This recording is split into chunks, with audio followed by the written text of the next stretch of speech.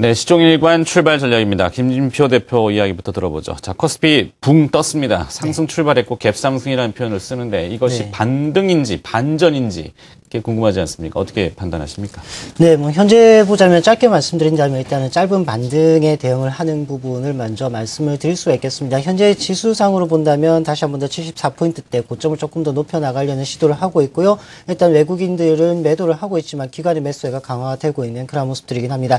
다만 기술적으로는 주간 차트상에서는 20주 이동 평균선을 회복하는 그런 모습으로서 재차 돌아오고 있지만 일단 일간 차트상에서는 단기 이동 평균선의 저항이 예상이 되고 있는 그런 모습입니다. 물론 5일 이동 평균선을 돌파를 하는 그런 모습이긴 하지만 다시 한 번 더 재차 상단에는 또 단기 이동 평균선이 있다는 점이겠죠. 그렇다면은 여기서도 저항이 예상이 된다는 점이고요.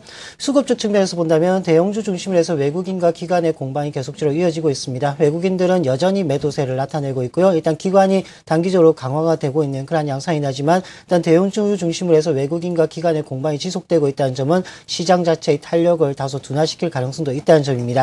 그와 동시에 보자면 대외적 변수에 대한 부분들, 이러한 부분들도 상당히 좀 민감한 그런 부분이라 볼 수 있겠는데요.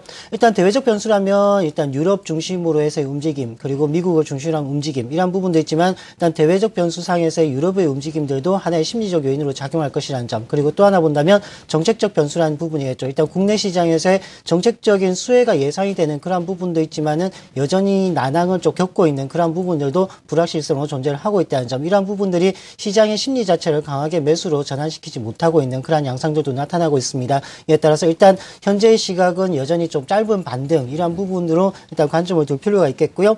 1차 대응을 할 수 있는 저항선은 1978포인트, 현재로서는 몇 포인트 남지는 않았지만 일단 1차 저항선 1978포인트, 2차 저항선 1990포인트대를 일단 설정을 하고 시장의 흐름들을 한번 지켜볼 필요가 있지 않나 그렇게 보여집니다.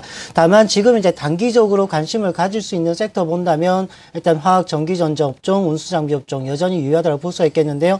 일단 화학 업종의 경우에는 소재 부분들, 그리고 전기, 전자도 마찬가지 소재 부분입니다. 그리고 운수 장비 업종에서는 조선주 중심으로 해서의 움직임들 한번 지켜볼 필요가 있겠고요. 그리고 유통업종, 보험업종 내에서는 손해보험주에 우선적 관심을 가져올 필요가 있을 것 같습니다. 네. 자, 일단 코스피 쪽 이야기 들어봤고요. 코스닥을 중심으로 한 디테일이 좀 필요할 것 같습니다. 디테일한 전략이 있습니까? 박세진 연구원님. 예, 서두에 업종별로 좀 압축시켜서 대응할 필요가 있는 시장이라고는 말씀을 드렸습니다. 그동안 시장을 끌고 왔었던 IT 부품주들의 시가총액이 이제 조금 거품이 빠지는 국면에 좀 진입을 하게 된다면 분명히 투자하는 입장에서는 다음 먹거리에 대한 고민이 계속해서 필요한 부분이고요. 그 다음 바통을 이어받을 수 있는 가장 가능성이 높은 산업으로 바이오 업종에 대한 부분을 계속해서 언급을 드렸습니다. 줄기세포 말씀드렸고, 헬스케어 의료기기 업체들 말씀을 드렸었는데요. 오늘은 유전자 분석 서비스 업체들, 흔히 유전체 분석이라고 하는 최근에 가장 강한 시세를 이끌고 있는 바이오 섹터에 대해서 좀 말씀을 드리겠습니다. 일단 제약과 바이오, 헬스케어 산업이 이제 2013년 이후로 국내에서 고성장에 진입하게 된다는 부분에 대해서는 굳이 다시 말씀을 드릴 필요가 없을 것 같습니다. 정책적인 부분, 그리고 인구 구조학적으로 우리나라가 이제 저성장, 고령화 코드로 진입했다는 부분에 대해서는 이쪽 섹터에 대한 강한 매기가 다시 진행이 될 수밖에 없는 상황인데요. 투자 관련해서 우리가 상기해봐야 될 점 다시 한번 말씀드리면 두 가지입니다. 일단 패러다임 자체가 IT와 바이오의 의료기술의 융합인 바이오 테크놀로지가 발달하고 있다는 부분, 그렇기 때문에 치료에서 예방 시장으로 좀 집중된다는 부분과 아까 말씀드렸던 유헬스케어, IT와 접목된 컨버전스된 헬스케어가 좀 각광을 받을 가능성이 높다라는 부분인데요. 일단 유전체 분석의 경우는 수십 종의 질병에 대한 질병 발병률을 유전자 분석, DNA와 염기서열 분석을 통해서 미리 확인하는 검사로 미래 성장 산업으로 급부상하고 있는 산업 중에 하나입니다. 이 산업 같은 경우에는 가장 큰 모멘텀으로 폭발적인 산업 성장성을 좀 말씀드릴 수가 있겠는데 2014년도 이르러서 세계 유전체 분석 시장에 대한 규모가 86억 달러로 추산을 하고 있습니다. 국내 시장 규모 같은 경우만 해도 2014년에 4천억 원, 2016년에는 6천억 원 시장까지 전망을 좀 하고 있는 상황인데요. 이제 질병 예측이나 질병 예후 기반 의료 패러다임의 변화가 좀 가속화된다는 부분들이 기반하고 있습니다. 두 번째 모멘텀은 복제약 생산 일색이던 국내 제약업계들이 이 유전체 분석 시장에 이제 눈독을 들이기 시작을 했다는 겁니다.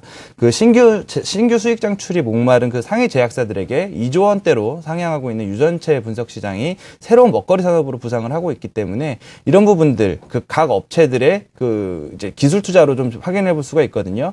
안국약품과 동아제약이 마크로젠과 2012년 제휴를 맺었고요. 유한양행은 테라제니텍스, 그 SK케미칼은 DNA링크와 그 제휴와 그 지분 투자를 진행 중인 상황입니다.